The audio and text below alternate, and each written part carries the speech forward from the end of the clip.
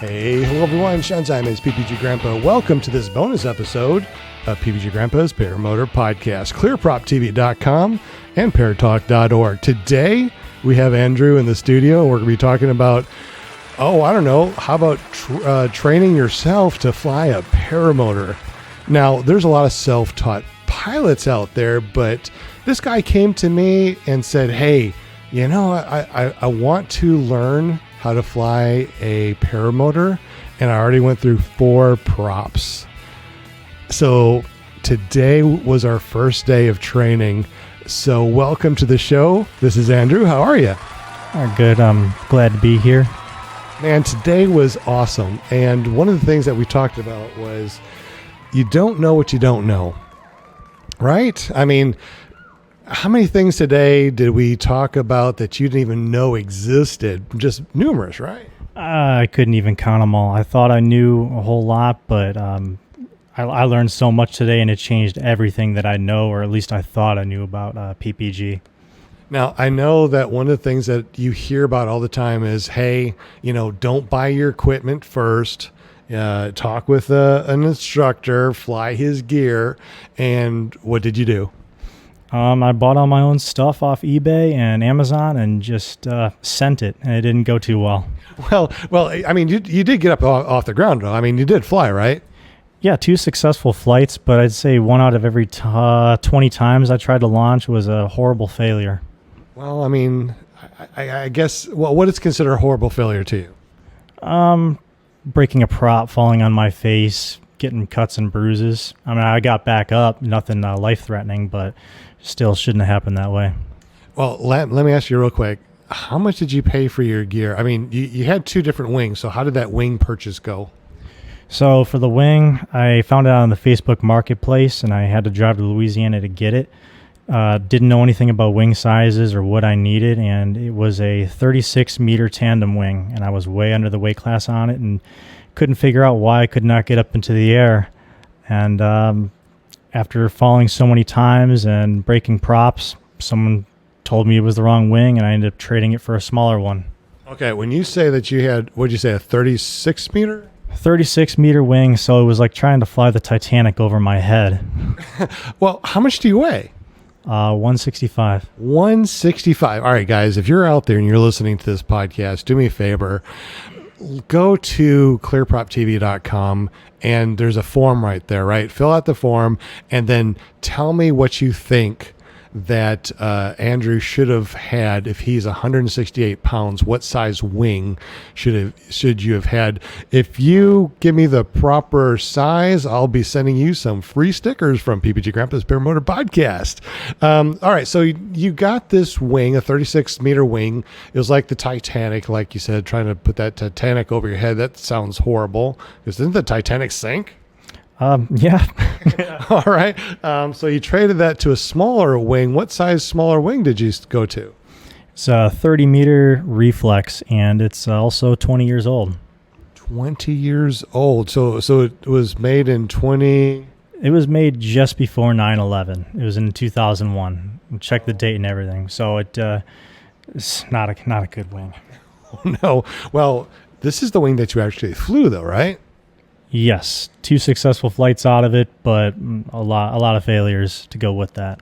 Okay, so how did you learn how to fly it? I mean, did you get books? Did you look on YouTube? I mean, how did you learn how to fly?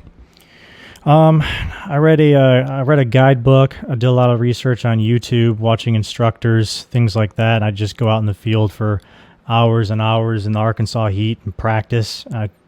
Probably over a good 100 hours out in the field, just trying to kite and get this wing up and take off. I wasn't going to give up, but it was a lot to get here. Well, you came over here to me today, and over at Paramotor, Arkansas, and your first, the first wing that you tried was a Roadster 3. It's a newer one. It's a 2019 model. It's been thrashed. The student's been using it. It's a POS. Now, what's the difference between this one that you tried and your tank that you have been flying? Night and day difference. I barely even put any effort into this wing, and it just came right up, no problem.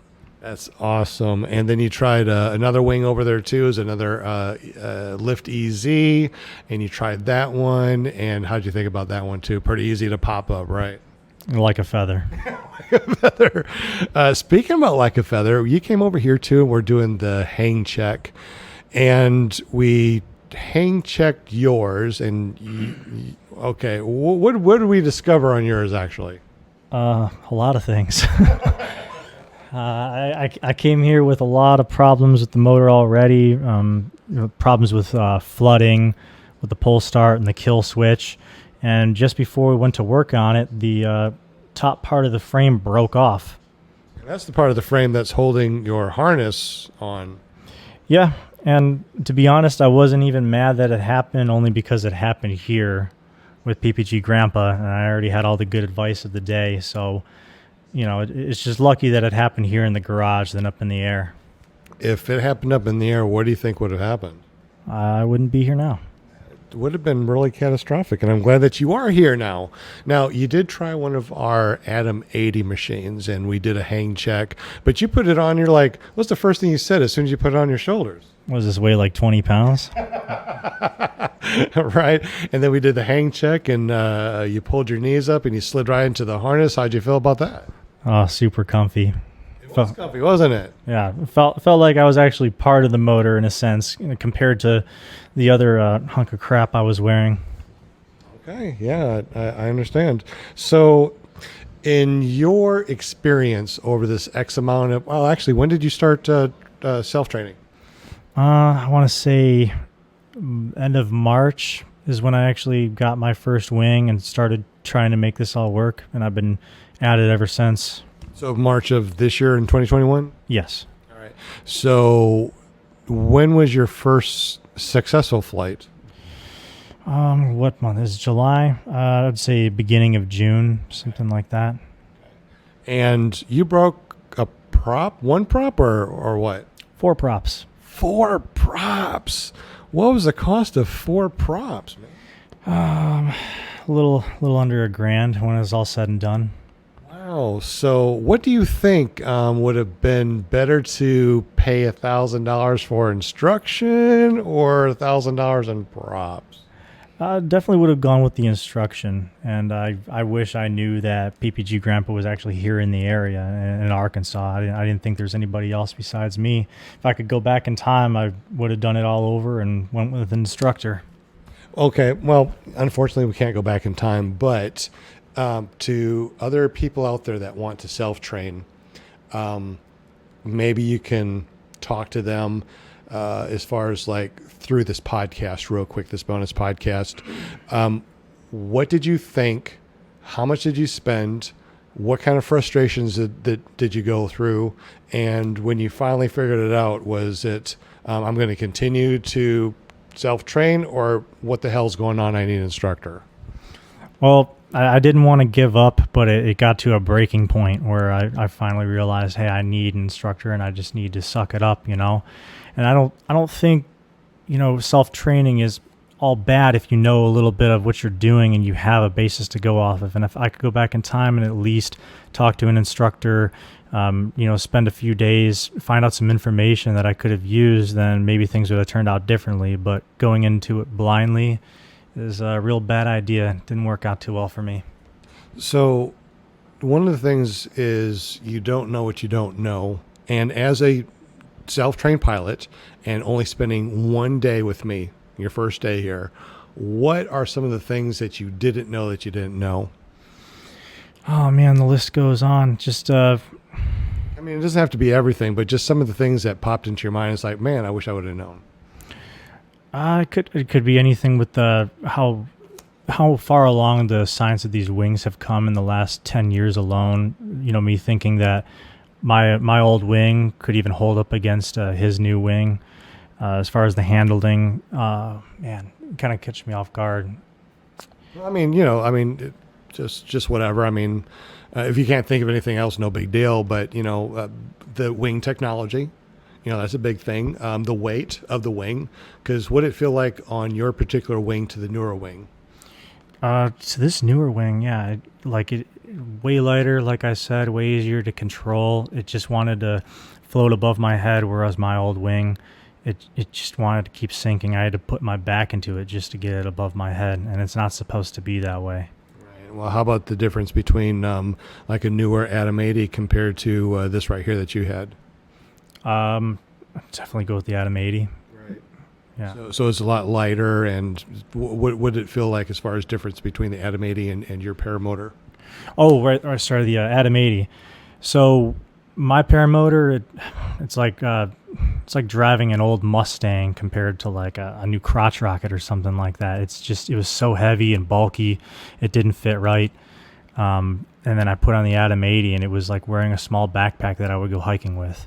I didn't even know that Paramotors were that light, or they could even be that light. And yeah, now I want something like that. I don't even want to even look at my old Paramotor ever again. I'm very sorry that you did have this frustrating thing that's happened to you. You spent money. You've driven to a different state to pick up stuff. You spent money you spent a lot of money, not only on the wing, but then a second wing, the motor, and 4 props. With all that money that you spent and time that you spent, honestly, I'm thinking that you could have got a really good used wing and motor, and you'd be fine right now if you would have talked with an instructor first. What do you think? Yeah, 100%. It seemed like kind of a pipe dream, watching it from the outside and seeing how expensive it could be to get into this sport, or but when you talk to an instructor and you see that there's other options available or where to get them, and at least you know that you're going with the right option because the instructor knows what he's doing, that makes all the difference than just blindly jumping into something and pulling the trigger. Exactly. So of all the people out there that may want to get into this and self-train, what words of wisdom do you have for them right now? Don't start self-training without any kind of a good foundation. You need to talk to an instructor first. Whether you want to go through a whole entire course, that's up to you. But if you even just go to a few classes and find out if it's something that you want to do, or it's for you, or you take away something from it, you learn information about, the actual wing, the paramotors, what you need, what your size is, how to control them. That's a foundation that everybody should have before they even consider training anything on their own, or don't call it training, more practicing with the skills that you learn from the instructor. With all the things that we went over today, we talked a lot about the airspace too. Did you know about all the airspace stuff that we talked about today? I knew a bit, mostly because of my job, but nothing compared to everything I learned today. It was just a fraction of what I knew. So like, even when you think that you know everything, you don't. You need to sit down with an instructor and learn all these other finer details that'll keep you out of trouble and keep other people safe. I totally agree. Now, we also went through the FAR 103, the rules and regulations for ultralights. Did you know all the different things that were those rules and regulations before you came here today?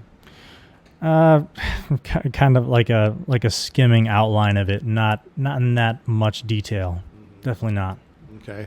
Well, ladies and gentlemen out there that's listening, we totally appreciate you listening to this little bonus podcast.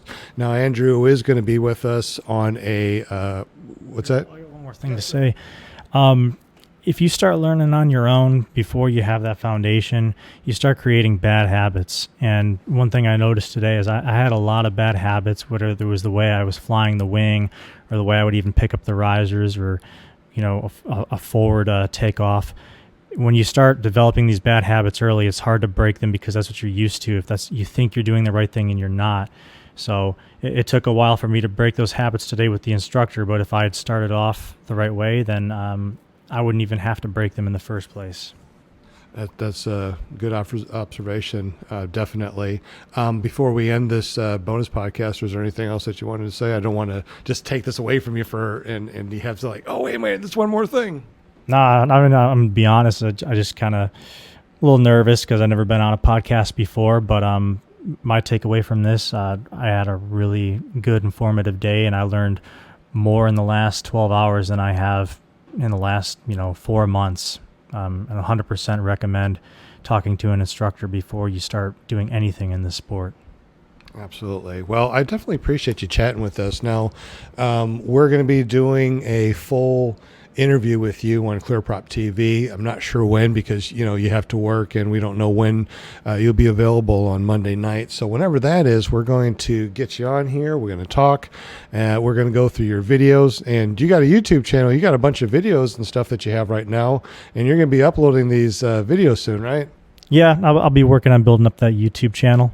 So once we get you on the show, you should have all those videos up there. We're going to go through them, and we're going to see your progression as far as like self-trained. And now that we can get together and actually train, we'll see what the difference is between your self-training from March until now, and now until whenever you decide to go up. And you can still use our gear, so we can figure out what is going to work for you. Yeah, honestly, like I've been saving all these videos. Could be a thing from GoPro videos or someone videoing my takeoff, and just want something to save it. But I mean, if I could upload that to YouTube and people could use it to learn and see, like, man, like this dude was trying to do it this way and self-train. Look how much he's screwing up and breaking all this stuff. But if it could be to the benefit of somebody else, yeah, absolutely. Just a timeline of getting better, and even just today alone, the timeline would just increase exponentially. I think so also. And one of the things, too, we're looking at is different cross countries, right? We saw the Boneyard because we're watching one of the airspace videos, and they're talking about the boneyards. And we have a boneyard over in Stuttgart, which is hop, skip, and jump, so we can go over there and look at that. One of the things that we did was we got a bunch of people. We took off from Hazen Airport. We flew down to Stuttgart. We landed. We walked around, looked at all these old planes that are being disassembled and stuff, and it was pretty awesome. Now, in the future, what kind of adventures do you want to do as far as like flying paramotors? I mean, when you got into paramotors, you thought of, hey, I want to do something. What is it that you wanted to do that got you started into paramotors in the first place? Oh, just the idea of just being free. And like, so I've always wanted to fly planes, like I'm in the Air Force myself. For me to be an Air Force pilot it's a little bit of a pipe dream because I'm already so far along in my career, but thinking like how can I fly planes on the outside and not have to go through all the schooling and not have to, well, schooling's good, but rather pay for all the hours that comes with like getting the gas money for flying a Cessna. And then when I learned about this, it's just such a free sport. You can, as long as you obey the safety laws and FAA regulations, it just feels like you can do whatever you want to an extent. Yeah, and it's absolutely true. And, one of the things that I really enjoy doing is cross country. The cross country and seeing different things is just amazing. And also going to different fly-ins. So there are many different fly-ins out there, and if you want to know more about where, when the fly-ins are, all you have to do is go to flyindirectory.com, and it's over on ppgzone.com, which has all the different fly-ins that are available. The next one that I'm going to, and all the friends are going to be going to, is Moonshiners, which is August 4th through the 8th on 2021 here. Would you be interested, or do you think you could just go to the fly-in, meet different pilots, and see what's going on? Are you available through those dates, or do you have to work, unfortunately? That's very possible. I mean, I'll have to check with my supervision and see my schedule. Like I said, my job, they kind of tell me when to work, and it could be a surprise. But I'd definitely look forward to doing that if I could. One of the things that you talked about too is you thought you were the only person in Arkansas that was trying to fly paramotors. So one of the ways to find out are there any pilots around you? You can go to ppgzone.com, sign up, and then they have an interactive map. So you just go into like we're over in Arkansas, go to Arkansas, then you can see all the different pilots that are in Arkansas and where they are. Did you even know about anything like that? No, not at all. I honestly thought that based on what locals were saying, everybody I talked to, they're like, wow, you're going to fly this paramotor? I've never seen anything like that. And I didn't see anything online. I thought that if there was anybody else doing what I'm doing, and they were few and far between. I had no idea there was a population in Arkansas for this. probably about 200 that I know, and probably more that aren't even on social media and stuff like that are just flying around here. And they come from different states too, like the ones that are down in Louisiana will come up here. We go down to Louisiana or go to different states.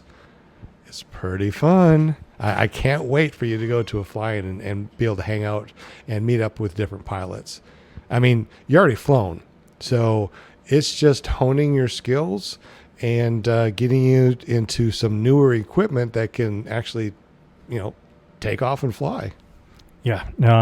Honestly, out of just the only 2 flights that I ever had, like I just want to keep reliving it. I'll watch the GoPro video and all I think is, man, I just want to get back up there so bad. And I mean, I guess that's why I didn't give up. But, there comes a point where you develop these bad habits and you're just doing something wrong and you're just going to keep breaking your equipment. And you got to talk to the instructor. I just wish I did it sooner. I'm glad that you did. I'm glad that we met up today. I'm glad that you had a full day of instruction. I'm glad that, you saw what the difference was between your old wing and a new wing. 20-year-old wing and a new wing that's still thrashed is still so much better than a 20-year-old, wing that was crispy. Okay, let's talk about that real quick. When you saw the ad for the wing, what did it say that it was? You said it was crispy and what? Still crispy. Was it stored? Lived in a closet most of its life. Only maybe 30 hours or something like that. All just positive things to say. I mean, it was just a big heavy piece of crap, to be honest. At the end of the day, I honestly felt like an Afghan on a rope. It was absolutely incredible. It was so difficult. I mean, I tried my best to kite it, and it was just not even kiteable. So for me, seeing how difficult it was to kite, I'm so amazed that you actually were able to fly. But I also understand too how you broke 4 props, and wow. And then I saw your machine. All right, tell. Because we talked about this a second ago. When you showed me your paramotor, what was my facial expression? Oh, man. It was bad. I mean, when I told him about what I had on the phone and how old my equipment was, the line just got silent, and all you hear is, hey, for the love of God, please don't fly that until you come talk to me. And I'm like, all right, right on. And, pulled it out, and he just tore it apart. Like, I can't believe you flew in this thing. I can't believe you're still alive. You're lucky to be alive. I'm like, well, here I am. But what's some of the things that you had to rig just to make sure that you could cut your power? Oh, all right. So the kill switch died on it, the one that goes on the throttle, and the motor would run, but I couldn't kill it. So I'm thinking, okay, maybe there's a short. I'm shooting wires, couldn't figure it out right away. But I'm like, how can I still kill the motor? Well, I can choke it out, but I certainly can't reach over my shoulder and choke it out, stick my hand near the prop. So I bought a throttle cable from Home Depot that you'd put on a lawnmower, connected it to the choke, ran it down behind the seat, and installed the switch next to my left thigh. So in order to kill the engine, I would have to stow my left brake. God, I feel ridiculous telling you this. I have to hear myself tell the story. It's like, all right, come on, dude. But yeah, stow the left brake, reach down, flip the switch, killing the motor, then grab the left brake and bring yourself to the ground nice and safely. It probably wouldn't have worked out that way, but I mean, it seemed like a good idea at the time.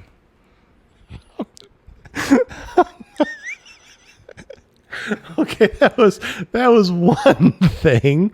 The hang points on this were really, really high hang points, and the carabiners pretty much could touch each other. I mean, the chance for a riser twist was, I'm really surprised. Let's see, what else are some of the things that we were looking at? I was like, whoa, dude. Your muffler. Oh. The springs that were connected to the muffler were just dangling. Yeah, the bolts on. See, I didn't know about all these things or how tight they actually needed to be. I checked over everything, and I kind of just fixed what was broken or needed to be fixed. I wasn't sure about all the preventative maintenance or how tight things needed to be. And apparently these weren't even close to over torqued. It was nearly falling off the muffler. Yeah. So we're going to have to do some sort of visual when we actually do our podcast on ClearProp TV. But anyway, I really appreciate your time. I know that you got so many things to do, and we spent from sun up to way past sundown today, and we're still hanging out and talking about this. So I can't wait to actually do a podcast with you and get the whole crew involved and have the whole world see you here, watch your equipment, seeing that you actually flew and you didn't get hurt. I'm just so amazed. I'm just amazed, and I'm very happy. Because tonight, while we were hang checking you, the frame broke, and that frame is what was holding your harness on the motor, and we figured out that if that frame broke while you were up in the air, it would have been very catastrophic. Glad everything happened the way it happened. Anytime you want to come over, I'm available 7 days a week from sun up to sundown. And that's all I do. I just do paramotors. I love paramotors. Well, that's why we call me PPG Grandpa, because I'm a paramotor dude. Oh, and I fly paramotors, right? I fly paramotors. Yeah. iFlyParamotors.com. Do you believe somebody did not buy iFlyParamotors.com? I didn't even know that. That's pretty unbelievable. So anyways, if you guys want to, check out my stuff, just go over to iFlyParamotors.com. If you want to learn more about the school over here, just go to ParamotorArkansas.com. And we're just starting the school out. We got a bunch of students coming through, and it's very, very in-depth. So if you think you're going to come over here and just go, oh, I'm going to kite this wing and go fly, no. Did your brain just explode with all the information that you got today? Yeah, 100%. And that was just day one. Wait until you get to the point that you're ready to do a solo, because next week is towing. So we're going to be towing. We got the bunny hill that we need to work on your takeoffs and launches, the towing for takeoff and launches. We're going to be doing some powered taxi with the Atom 80 on your back and a real wing above your head. You're going to be like, oh my God, this is so much easier than other crap. And it's going to be amazing. You're going to love it. So thank you very much, Andrew, for being on this podcast. I can't wait to go out and fly with you, and I can't wait to go over to that boneyard and do some crazy XCs together. Oh, yeah, absolutely. It's going to be awesome. Thanks for having me. Absolutely, buddy. Well, thank you very much, guys, for listening to our bonus podcast on PPG Grandpa's Paramotor Podcast. Always find us every Monday night at, where is it? Do you remember? What's that? Remember where it is? iFlyParamotors.com. Or you can go to the podcast at clearproptv.com. If you want to just listen to us, go over to paratalk.org. And every Tuesday night, make sure you run over to ppgshane.com, where we do a paramotor hangout. We just talk about whatever. It's actually like we're over at a fly-in, just kicking back at a fire and talking about all the cool stuff that we just did. And then we have an all-girl podcast every Wednesday night at paramotorgirl.com. Definitely check them out. Y'all have a great evening, and don't forget, go over to clearproptv.com. Fill out that form. Tell us what you think about Andrew and his shenanigans, and we'll send you out some free stickers. Have a great day. Peace out.